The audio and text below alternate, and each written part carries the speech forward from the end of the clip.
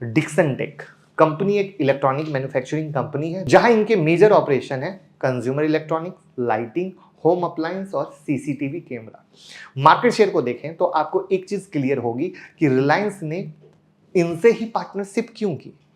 तो उसके लिए हम आपके लिए पीपीटी बना कर लाए हैं।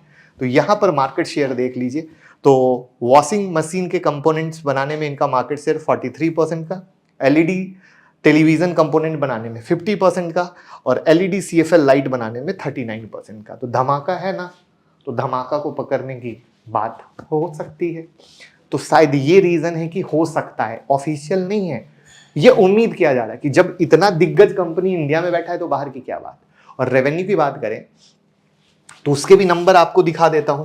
तो यहां पर प्रोडक्ट वाइज ब्रेकअप देखेंगे तो मोबाइल फोन से 66.7% का रेवेन्यू आ रहा है, कंज्यूमर इलेक्ट्रॉनिक्स से 19.3% का, होम अप्लायंस से 6% और सिक्योरिटी सिस्टम से 4.1% का। प्रोडक्ट वाइज ब्रेकअप भी देख लिया। अब कंपनी के फंडामेंटल को देखते हैं और फिर टेक्निकल को देखते हैं। ठीक है, फंडामेंटल पे आओगे तो इंडस्ट्री पी 103 और स्टॉक पी 143 का है और पीजी रेशियो 4.28 है। डेफिनेटली स्टॉक काफी महंगा है, लेकिन आरओसी आरओई 15% के ऊपर का है जो बहुत अच्छे से चल रहा है।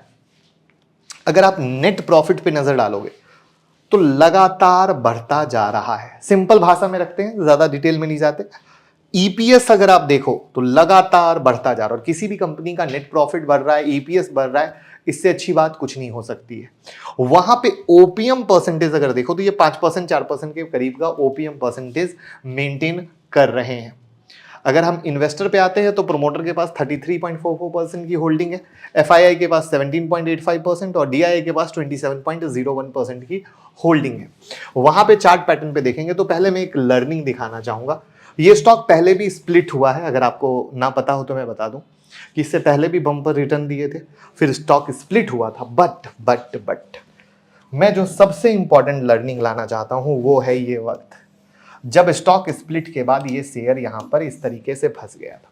और अगर आप मुझे पुराना फॉलो करते होगे तो उस समय वही है कि लोग जब स्टॉक चलता है ना तब उसकी याद आती है, बट जब ये फंस जाता है ना लोग कहते हैं फालतू शेयर है, मैं जब फंस गया, ये हो गया, वो हो गया, फलने ने बता दिया, फलने ने डुबा दिया, चिल्ला कर दिया। क्यों? क्योंकि हमें समझ नहीं आता कंपनी क्या कर रही है, किस तरीके से कर रही है, कंपनी का विजन क्या है, कंपनी को क्या ऑर्डर मिल रहे हैं, कंपनी क्या कैपेक्स कर रही है। अभी कैपेक्स दिखाऊंगा, होश उड़ जाएगा तो आप कहोगे ये वाले वक्त में तो सर बहुत बड़ी गलती होगी। तो गलती इसलिए फॉलो ही नहीं करते हो, प्रॉपर से सुनते नहीं हो।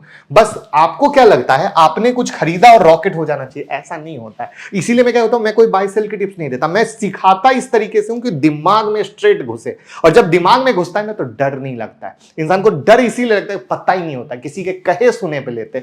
तो वहां पर अभी ये तो आई होप आपको बिग आई ओपन हुआ ही होगा, क्योंकि कई लोग यहां पर डर गए थे।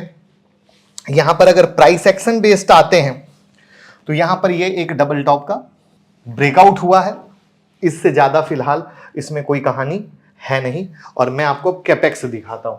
ये है कैपेक्स, 2014 से डेटा लेकर आए हैं, सितंबर 2023 का, करोड़ों में है। अब देख लीजिए। और ये 2022 और 2023 का समय कैपेक्स जहां पे स्टॉक अटका था। तो ये चीज बहुत जरूरी होती है समझनी। और पता है वहां पे जो हम एक थेरी अंडर वैल्यू शेयर पकड़ना, तो अब समझो अंडर वैल्यू नहीं, महा अंडर वैल्यू शेयर मिल रहा था उस समय, लेकिन लोग ले नहीं पाए। लेकिन अगर आप पुराना फॉलो करते होगे तो हमने सिखाया था इससे पहले भी, और यही चीज हम हमेशा सिखाते हैं।